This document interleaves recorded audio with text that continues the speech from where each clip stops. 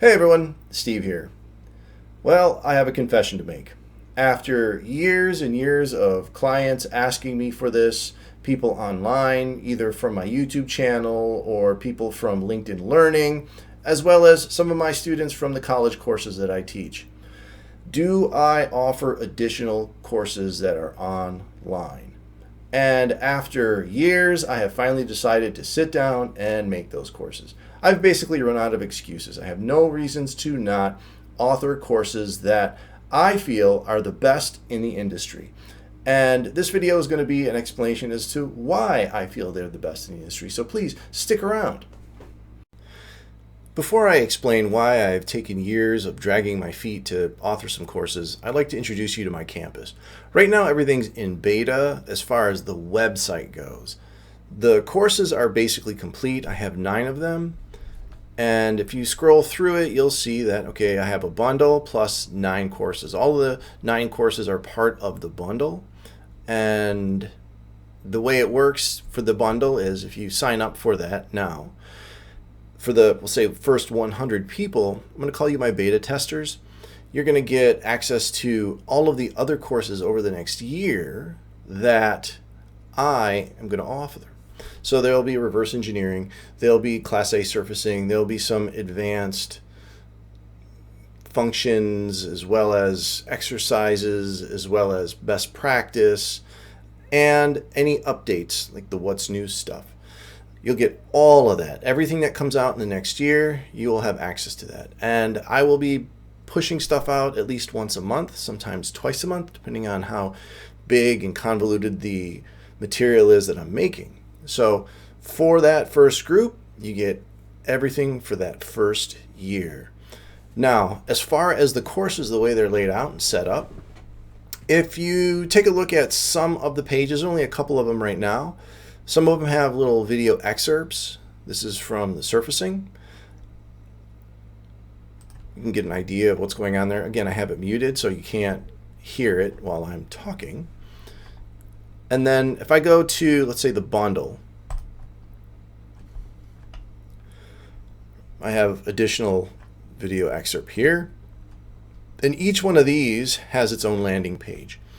And the way that I have the training set up, if I take a look at, let's say, the Sketcher thumbnail, you'll notice, and also in the Modeling Basics thumbnail, what I have is, and I'll actually click on it, that's the header. And the way it's set up is I have an image in the background. That image is the sketch that we're going to draw over. I show you how to import a raster, link it to a plane, and then draw over the top of it. Because I think that it's nice to see the reference of what we're drawing as we're drawing it, with the dimensions and where things need to go. And then, as you can see, some of the imagery isn't complete, and stuff like that. So we're working on all that, and that's why the website is in beta mode, but the courses are basically done. For my Sketcher, there are 11 chapters with 37 lessons. And if we look into it, drawing, how I do things, point selector, what that is, additional curve drawing tools, and so forth. Now, when I get into my geometric and dimensional relations, right, all these are there. The big thing here are lots of exercises. So exercise 1 has various steps, the setup, how to apply the relations, and best practice. Okay, so this allows you to go in and be very specific about what you want to see. So if we go into edits, this is the various editing tools within the sketch exercises. We'll go back. If we go into, let's say, modeling basics, same thing. You'll see the header, you see the image in the background, raster image. You'll have full access to all of the downloads. Anything that you're going to have to follow along with in class, like the drawings themselves, you'll be able to download those. Some of these exercises, like if you go, I think it's either 5 or 6, this exercise actually has a step file that you import in, and I go through the process of doing the measurements, and you're basically reverse engineering a solid, because that's something that I've had to do quite a bit in various places where something comes in, it's an old model, it needs to be modified, but before you modify it, you have to reparameterize it. Yes, I know there are synchronous tools, and that's going to be another class that comes up here magically in the next few months. But sometimes you need to redesign the part because it's poorly designed or there's lots of issues with it, or whatever that may be. And I talk about that in this course. Some of the other things that I talk about, one of them is very important, and it's selection intent, efficient selection in Siemens. As I do a lot of work with other people's data, I'd say one of the biggest concerns that I have is when people pick stuff in NX, because it's very pick sensitive. And selection hygiene needs to be considered. This is a very important thing because a lot of people are making their selections far more complex than they need to be, which then also affects how the part gets edited. So I talk about that here. Same thing with assemblies. If you go into the assemblies, you'll notice that I have all sorts of chapters with lessons, and the lessons, the exercises themselves. One of the lessons is importing in a parasolid file. It's a flat assembly structure, and then taking each one of the components and putting it into its own separate part file, and then constraining the position of that component. And I've had to do that, I don't know, countless times over the years as well. So these are real world examples of things that I've come across, other people have come across, and I'm putting that all into training because those are the kinds of things that people need to see. It's not just how to use the tool, it's also how to use the tool properly. It's important. And I feel a lot of training is lacking that. That's what really, I guess, upsets me in a lot of ways. I know I get upset about what other people do. But for people getting into it, there's a lot of, void space of, like, what do I do? How do I do it? What's the best way? And when people take training, and I've been told this directly from lots of people who offer training, we're not there to show people best practice. We're there to show people just how to use the tool. So I liken it to putting a screw in the wall with a hammer. All right, you know how to use a hammer, and a screw is a long, skinny thing. I can get a screw into the wall with a hammer. It's not the right way to do it. But that's what I see in a lot of people's designs, is because they go through the training, and the training is devoid of best practice. And the reason why is because these companies can go back in and consult on best practice. Here's the design manual. Here's what we feel you should do. And they want to sell you another service on top of that, which I don't like. Okay? I prefer just to train people from the very beginning on what's right and how to do it and the reasons why you do it. So as you go through this, and again, take a dig in through the courses, right? All of the stuff that you see here, right? 9 chapters, 76 lessons for Shape Studio. You're not going to get this anywhere else. This is the most in-depth training. And as I mentioned, I'm going to be doing updates. Anything new that comes out, you'll be getting updates. You're going to see it. And it's not just how to use the tool, it's also application of the tool, best practice. And I think that's really important for people to understand, is where training sets itself apart, right? Where the best value is in when you go to training. It's not just to learn the tool, but it's also the best way to use that tool.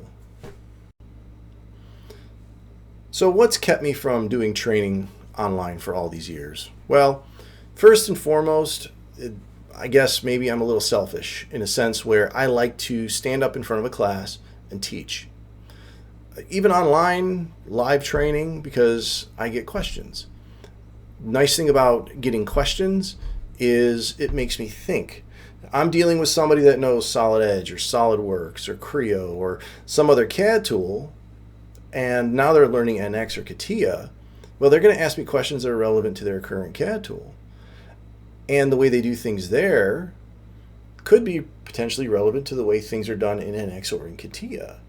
It's just because we get so pigeonholed in the way we do things in our preferred CAD tool, we never get an opportunity to either learn new methods or new tools or new whatever, or think about what we're doing because we're just on autopilot doing it. That when I have these convos with people that are just learning it, I actually learn quite a bit. And if you've ever been in one of my classes, everybody in the class is going to find out what I just learned, because maybe it's something that's really smart, like how to change something in a sketch, or various other little tips and tricks, how to use the keyboard, little gestures and so on and so forth to get your system to do whatever it is you want very quickly. So that's one of the reasons. Another one of the reasons is I think the tech is finally there. In the old days, the LMSs were very clunky. The interfaces were very clunky. How you communicated was very clunky. And it was one integration after another integration, and those were clunky. And if there's something that I absolutely cannot stand, because, quite frankly, all of us are doing challenging things, we're designing things, we're thinking with both our right and left side of our brains. The last thing we need is an interface that's clunky, right? Making it difficult to communicate or to sign up, or I'm having issues with this or that and the other thing that are not related to the course. It's related to the interface that you're having to deal with. And just never really wanted to deal with all of that. Another reason was the exorbitant expenses involved with putting together something back in the old days.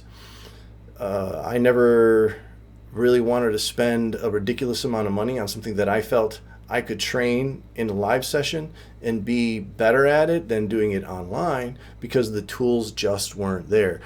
As expensive as they weren't really that great. So I ignored it for all these years. Another reason is, and I'm not trying to be a mean or put anybody out or anything like that, is if I could get somebody in class, then they're asking me questions, maybe they've been using the system for quite some time, I could potentially, and again, this is just in my mind of greatness, be able to, what I feel, correct are some of their long-standing issues that they have with the software. Maybe they're being retrained on it. They haven't used it in a little while, or they're getting a refresher. So having access to my students in that regard was always important to me. And again, in the olden days, that was a lot more difficult with the various tools, again, because of all the tons of integrations. But now, I use a tool called Thinkific. It has all those things embedded in it. It's just a part of it. All the emailing, all the notifications, hosting webinars, lunch and learns, and et cetera, et cetera. It's all just embedded. It's a part of it. And now it's just much easier to do those things. That's another big reason. And quite honestly, the being in a class and present with my students, I like playing stump the chump. I really enjoy being in front of a group of people teaching. As much as they get out of me, I get out of them. Like I said earlier, there's quite a few times I've learned something from somebody that's the first day that they've touched NX, because they're using it in a way that they're familiar with. Okay, and that to me is neat. I enjoy that process. It's fun for me. Another aspect is, if I put together something that's subpar, I couldn't really honestly live with myself. Now, as far as my life goes, I'm not super type A about many things. If you were here, you'd see the pile of clothes I need to fold over there, or the vacuuming that I need to do for my carpets, and et cetera, et cetera. I got to wash my cars. I'll take care of that tomorrow. I could have done it today, but I was feeling lazy this morning. I didn't. I'll do it tomorrow, right? So I reserve my type A perfectionism for my work. I think that's where it needs to be. It's most important. The rest of my life, I try to de-stress myself. And not being able to focus on writing the courses, because I really am very busy with a lot of design work. I'm very fortunate that I have a lot of work coming in from automotives and aerospace and product and various companies. And because of that, I never had the time to properly devote to write what I really wanted to write and put together. Now that I have taken a step back a little bit, I have that opportunity to do that, because now the tools are there.